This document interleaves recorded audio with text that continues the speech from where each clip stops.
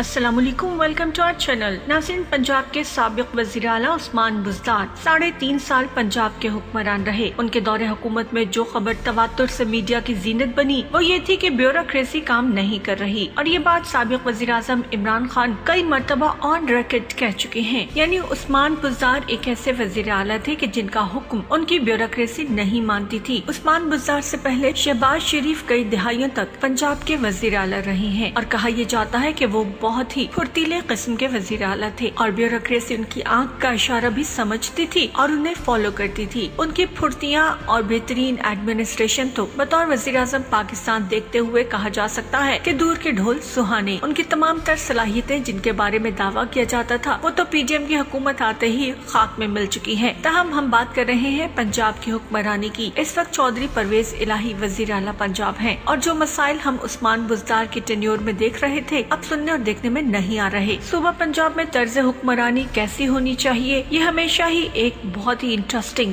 Fact رہا ہے، اور شاید یہی وجہ ہے کہ 2 دہائیوں میں یہاں حکمرانی کرنے والوں کو ان کے طرز حکمرانی کے ماڈل سے پہچانا جاتا ہے۔ یعنی دیکھا جائے تو اس وقت 3 ماڈل پنجاب میں طرز حکمرانی کے ہمارے سامنے ہیں۔ ایک ماڈل شہباز شریف ماڈل تھا، جس میں ہر وقت ہمیں یہ بتایا جاتا تھا اور دکھایا جاتا تھا کہ وہ ہر وقت کام کرتے رہتے ہیں، چاہے رات ہو یا صبح سویر۔ وہ اپنے اس طرز حکمرانی کی وجہ سے خبروں میں رہے، اور ناقدین بھی ان کی کبھی کبھار تعریف کر ہی دیتے تھے۔ شہباز شریف کے بارے میں یہ بھی دعویٰ کیا جاتا تھا کہ انہیں کام لینے کا فن آتا ہے، تاہم تحریک انصاف کے سابق وزیر اعلیٰ پنجاب عثمان بزدار اس فنکاری سے محروم تھے، کیونکہ بیوروکریسی ان کا کام نہیں کرتی تھی۔ یہاں تک کہ تحریک انصاف کے ممبرز اسمبلی بھی اس زمانے میں بھی بیوروکریسی سے اپنا کام چودھری پرویز الہی کے ذریعے ہی نکلواتے تھے۔ اب بات کرتے ہیں تیسرے ماڈل کی۔ پنجاب میں ایک تیسرا ماڈل بھی رہا ہے، اور اس وقت دوبارہ یہی ماڈل کام کر رہا ہے، اور یہ ماڈل ہے چودھری پرویز الہی ماڈل۔ پہلے تحریک انصاف کی حکومت میں زبان زد عام بات یہ تھی کہ بیوروکریسی کام نہیں کر رہی۔ اب دوبارہ تحریک انصاف ہی کی پنجاب میں حکومت ہے، لیکن پرویز الہی وزیر اعلیٰ ہے، تو ان کی وزارت اعلیٰ سنبھالتے ہی سوال یہ کیا گیا تھا کہ آیا بیوروکریسی کام کرے گی یا نہیں۔ اب دیکھا جائے تو پرویز الہی کو وزیر اعلیٰ بنے 2 ماہ ہو چکے ہیں، اور ان 2 مہینوں کے دوران تاثر تو یہ ہے کہ پنجاب میں حکومت کو بیوروکریسی سے بظاہر کوئی شکایت نہیں، اور نہ ہی بیوروکریسی کو کوئی مسئلہ نظر آ رہا ہے۔ اگرچہ سابق وزیر اعلیٰ پنجاب شہباز شریف کی طرح چودھری پرویز الہی دن رات فیلڈ میں نظر نہیں آتے، اور نہ ہی خبروں کی زینت بنے انہیں صبح شام دیکھا جاتا ہے، لیکن اس کے باوجود ان کا ماڈل کامیابی سے چل رہا ہے۔ قابل غور بات یہ ہے کہ پرویز الہی نے وزیر اعلیٰ بننے کے بعد غیر ضروری تبادلے بھی نہیں کیے۔ اب آپ کو بتاتے ہیں کہ چودھری پرویز الہی کا وزارت اعلیٰ کا ماڈل ہے کیا۔ وزیر اعلیٰ پنجاب بنتے ہی چودھری پرویز الہی نے غیر ضروری تبادلوں کے بجائے پہلے سے موجود آفیسرز حتیٰ کہ چیف سیکرٹری اور آئی جی پنجاب کے ساتھ ایک ٹیم کے طور پر کام کرنے کا اعلان کیا تھا۔ اس ہفتے انہوں نے سول سیکرٹریٹ کا دورہ کیا اور سیکرٹریز کی کانفرنس بلائی، تمام محکموں کے ساتھ کئی گھنٹے گزارے، اور